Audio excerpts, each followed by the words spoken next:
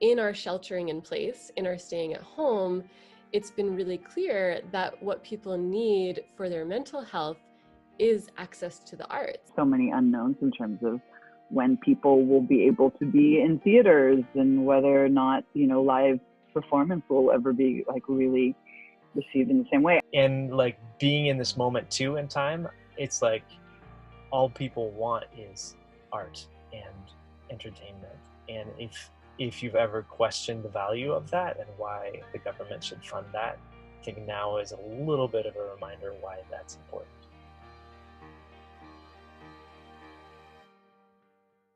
I wanted to know, on the larger scheme of things, how the circus industry was affected. So I decided to ask people who are of different sectors of the circus industry. Before we dive into their thoughts and opinions and their predictions for the future, I mean, it's a really uncertain time, so like no one can predict the future right now, but I asked if they would give it their best try.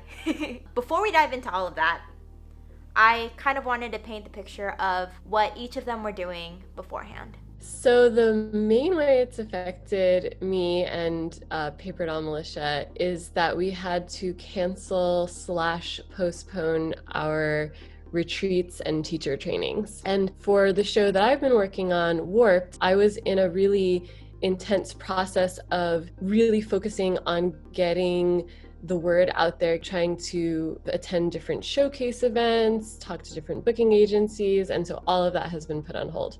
Well, it was really crazy timing. I had, there's the show that I created for the Virgin Cruise Line. And so we had a few weeks of everything being in limbo. It's very weird to just pull the plug on something in mid-momentum. And that was sad. And it was sad for the cast. They'd spent, some of them had done the first workshops, which were as long as 2 years ago. They were excited to finally do the show.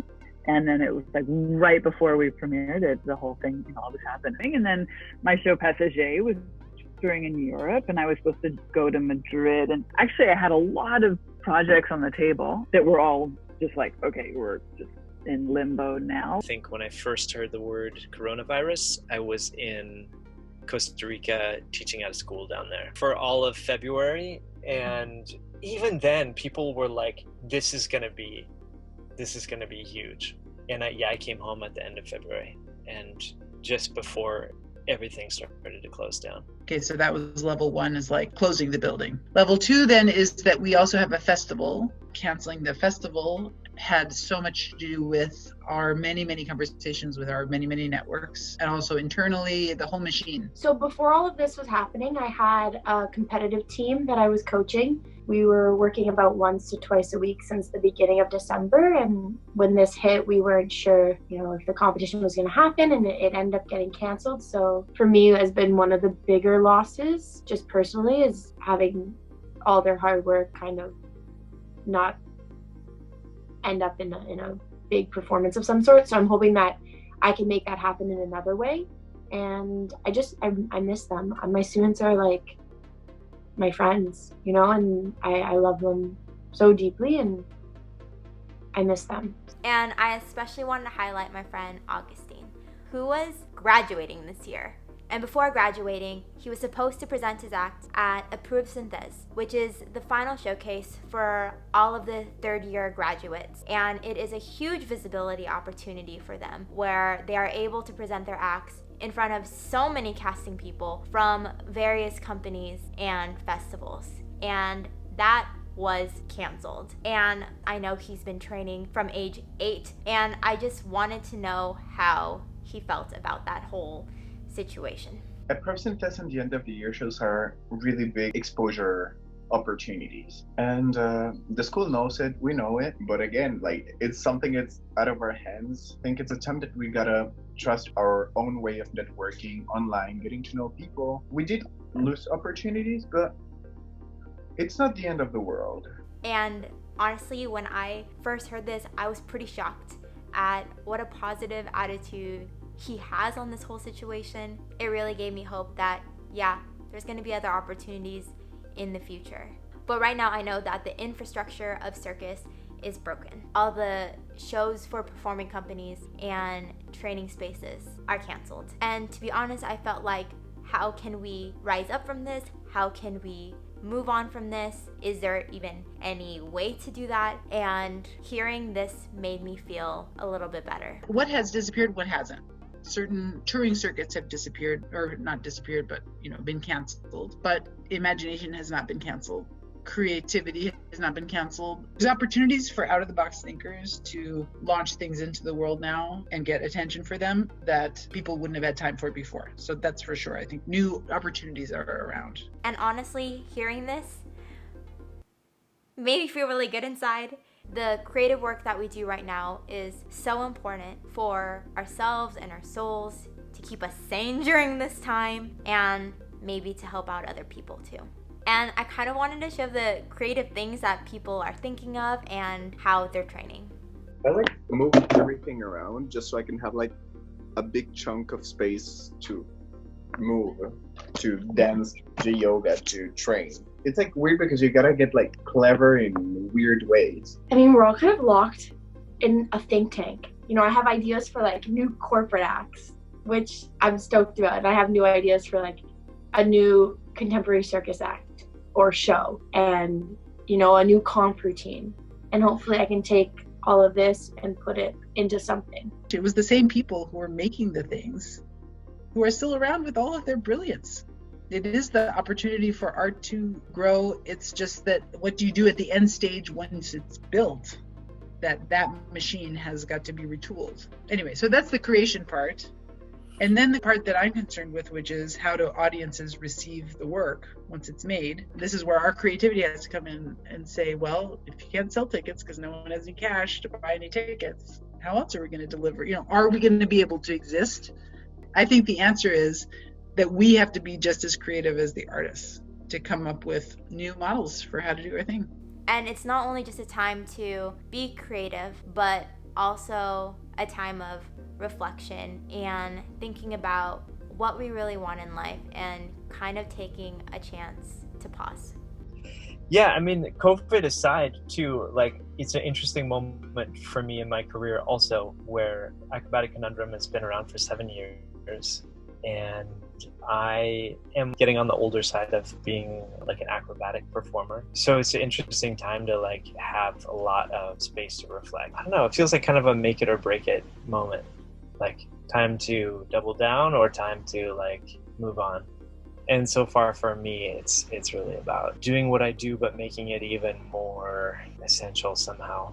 And since it's a time of reflection, I know a lot of companies, teachers, and artists right now are trying to figure out different ways and methods to putting on shows and teaching in this current situation. I mean, obviously the question about, how to work locally. I mean, our company, for instance, 80% of our revenue is from exportation, from touring our shows outside of Canada. There's not a huge market to tour within Canada. So, what is that reality if we're trying to create things locally? So I was wondering about how things might change with theater, and I started to think about this sort of fun idea of redirecting my energies into smaller site-specific or outdoors kind of events where it can be smaller groups, people are outside, and a lot of that type of work exists and has existed for years. But I was sort of thinking about how that might become more of a trend.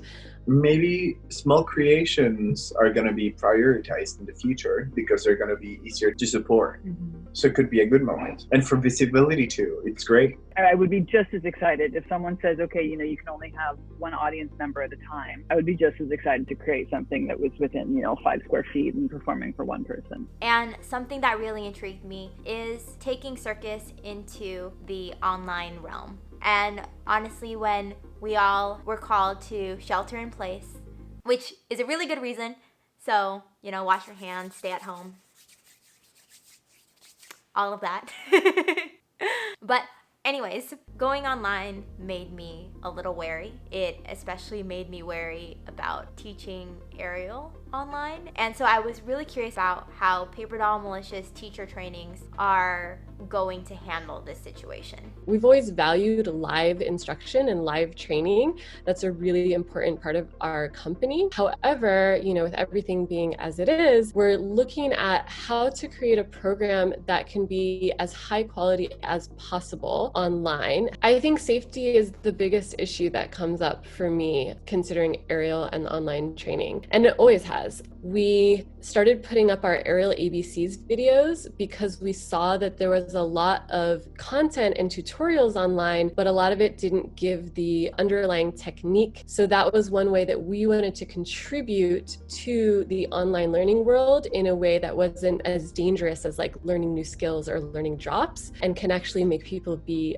a little bit safer when trying to learn online. And in the online realm, besides online teaching, I also wanted to know about their opinions for online shows. Circus, there's something about it that I think that's one of the attractions of it, is that it feels so live because of the sense of risk really underlined that it's happening in that particular moment and that you're witnessing something. And because, you might see someone miss the trick. And so it's just so clear that this is happening before your eyes. So I've always felt that was the key to Circus. So the point of watching it on video or, it felt like it lost its magic. So for years, I kind of resisted wanting to put any of our shows online, and now this is sort of all we have, and it's better than nothing. So it's kind of made me come around to, first of all, it's like, oh wow, well I guess all these people who never got to see the show get to see it now, and even my parents will call and say, oh, we watched this thing you guys put online and I'd forgotten this, I'd forgotten that. So I realized, well,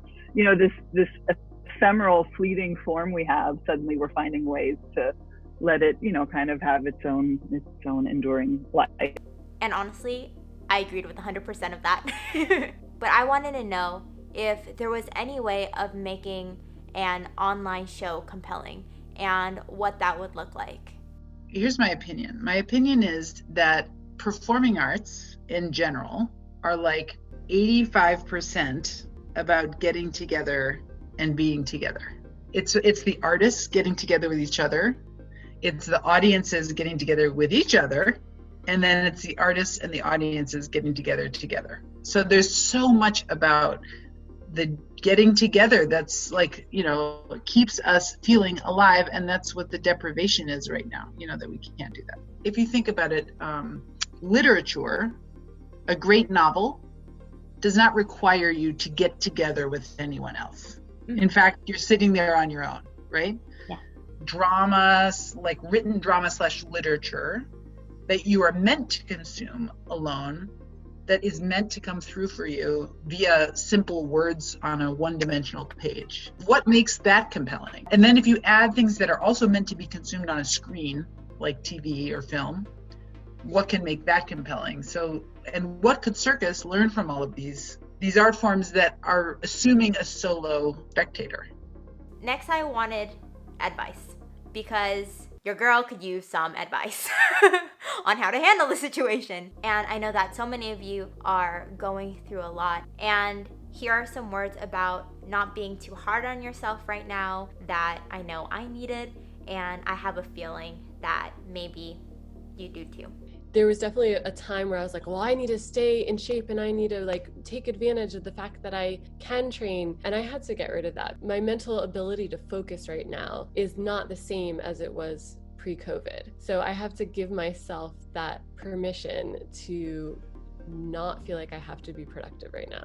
And I think there's another thing that I want to talk about a little bit, which is that all of the emotional spectrum is okay right now. There's a lot of people that are really struggling, and it's important that we let them know that that's okay, because this is an insane time. But it's also important to let the people know who are feeling fine or good even, that that's also okay. There shouldn't be one way that we're supposed to react to this. I think that's important. It's like starting to just okay, I can get out of shape and it's not the end of the world. I can train again later. It will take time because it is a consequence. But It's not the end of the world. You can come back. Just take care of your body, take care of your mind. You know, after all of this is done, that kindness that we should be showing ourselves, we can carry that on when we start bringing in our normal routine again, and just being kind to things that may be taking more time, or things that are a little bit frustrating because maybe some strength was lost, and just being accepting to the process after all of this. And after interviewing each and every single one of these people, I realized that they said one thing in common. And I'm going to share that with you now by rolling their clips.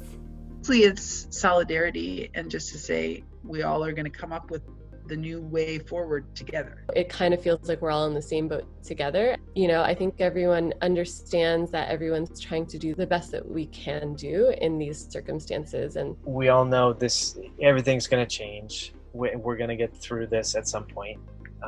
You know, there will be some loss of life, but that we,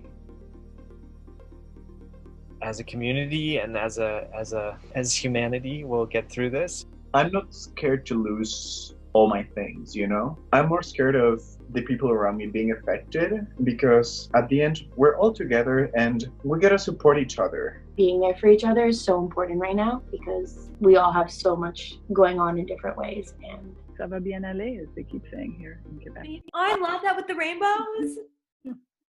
Yeah. I love that. It's solidarity. Circus inherently is about gathering people together. And even though we can't be in the same room together, it doesn't mean that we're not circus artists. It doesn't mean that we're not performers and we're not teachers. It just means that we're all physically apart, but socially and as a community, we stand by each other.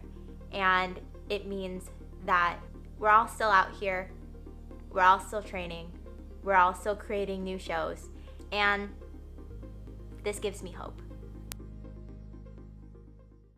I just wanted to say thank you to everyone who was a part of this video. Thank you especially to the people that I interviewed. Thank you to Agustín, LeeAnn, Terry, Rain, Ruth, and Shana for letting me interview you and being a part of this project. It really means a lot. And thank you to everyone who let me use their footage for this project. I've linked every person's social media down below so that you can go and check them out. I really would love your feedback. Please let me know down in the comments. And if you like this video, please give it a thumbs up, and please subscribe to this channel and ring the bell notifications. That would be really awesome. And thank you for watching all of this. I'm really excited to hear about what you all think about it, and I'll see you in the next one. Okay, bye.